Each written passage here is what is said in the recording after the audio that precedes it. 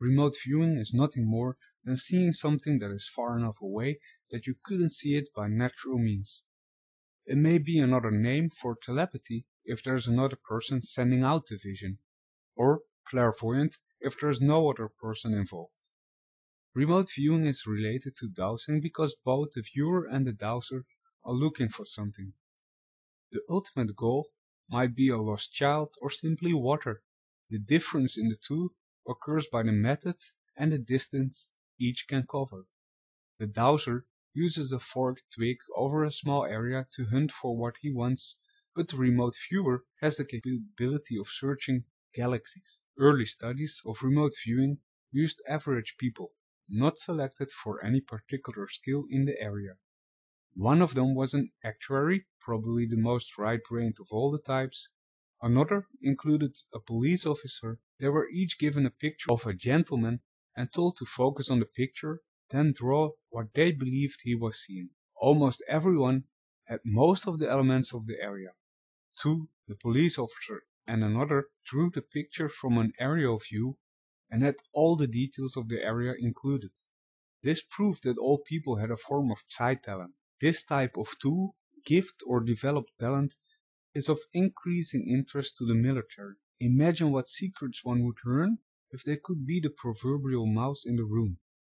The United States government's Project Stargate is one that was dropped because, while they did have some remarkable results with remote viewing, the information was said not to be reliable or specific enough to use for military intelligence. There was a more recent study that began with the initial outbreak of SARS in China. Rather than test the subject naming SARS, the remote viewers were not given the nature of the location but simply numbers that represented the area where SARS started. They were not told what they were looking for, but just to describe what the location was and the activity taking place there. They described rolling hills and an organic element in a liquid that affects the life forms at the site. They also noted a square structure with many people present. The activity was described as working, socializing, mundane tasks and a controlled environment. Some kept repeating references to what happens to animals after slaughter or restaurants and cooking.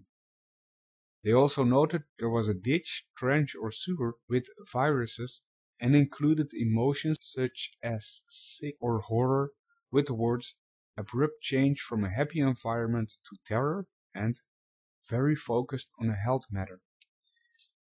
Even though these viewers only had a sequence of numbers before them and didn't know what they were describing, they accurately described the location that the SARS outbreak began.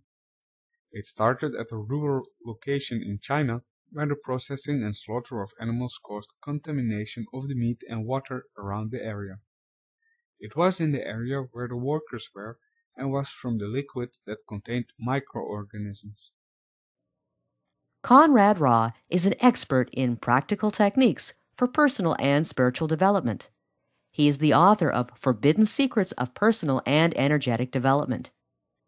Visit his website for a free newsletter filled with tons of great tips and advice. www.greaterhumanpotential.com